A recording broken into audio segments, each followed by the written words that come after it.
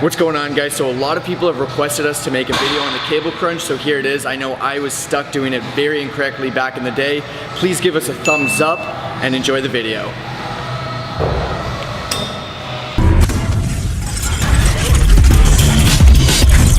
First and foremost, as you guys know the drill, we're going to 3 common mistakes. The first one, this is gonna be opposite to all the other videos we make. You don't wanna retract that scapula. This is the one time you want your spine completely bent. So you wanna get that hunch even when you're lifting up. You wanna hold that hunch because you have to consider you're actually trying to crunch here. If you have this retracted, you can't really get a good crunch. You need this forward to be able to squeeze into that crunch.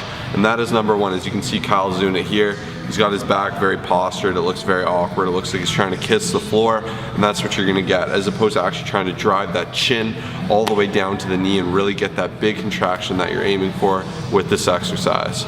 Number 2, guys, is trying to kiss the floor. This is the most common mistake because you're actually completely screwing up your range of motion. Think of a crunch, you're trying to drive yourself all the way forward towards your knee. This is the exact same thing, it's just a different plane of motion coming from the top. So you wanna start with that back hyperextended, and as you guys can see, I'm driving that chin inward. Looks a little silly, I look very hunched, but that's what's gonna give me that squeeze. And then kind of like a 2.5 of sorts is to hold the squeeze. You need to play around until you actually feel the squeeze and you feel all of your abs being worked. If you're going too heavy, you're really gonna screw yourself up because you're not gonna get the contraction you need to make this exercise worthwhile. If you're going too light, you're not gonna feel anything. You're gonna have to rep it for days, and that is another huge issue. So really drive that chin inwards, kind of push everything down, really squeeze in that stomach and focus on that mind-muscle connection. Common mistake number 3 is distance. I find so many people like to go way too close. By going too close, like literally up to here, it's gonna be limiting your range of motion. And a lot of people think they're gonna be working their abs more by going far back here. This is also gonna be limiting your range of motion. So I highly recommend finding your sweet spot, making sure to get a nice squeeze, a nice contraction, and not limiting your range of motion, getting the most out of this exercise. All right, guys, from the A to Z of this exercise, I'm gonna keep it American even though we're Canadian.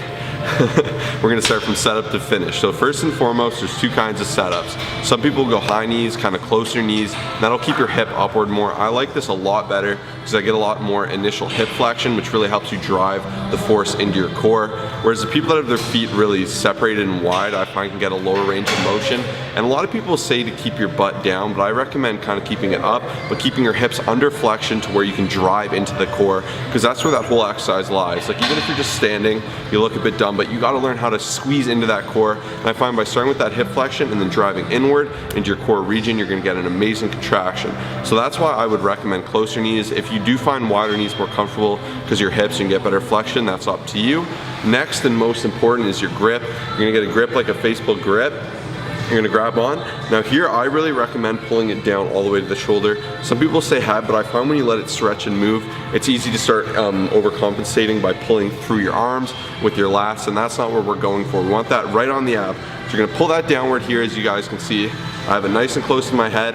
Now from here, I kind of get that weird little bend in the back, right? So that's a hyperextension of the back, which is normally a horrible thing in exercise. So this is the one time we're gonna run contrary to that typical rhetoric. But here, past that, I'm driving the chin inward, and I'm trying to put a lot of force on my abs and keep that all the way down to a huge contraction. You guys can see, I like to hold and make sure I'm really isolating the muscle. But on the way up, you're gonna wanna go to where you feel your abs nice and extended. Not overextended, you don't wanna go too high, that's another common issue. You wanna go just where they're fully stretched out and fully contracted, just like any other muscle. Just like a bicep, you extend, you contract, and that's all it is. And with anything you do, that's what's important. But for this one, above all, play around with things, give it a try, and make sure you're actually feeling your abs when doing this exercise.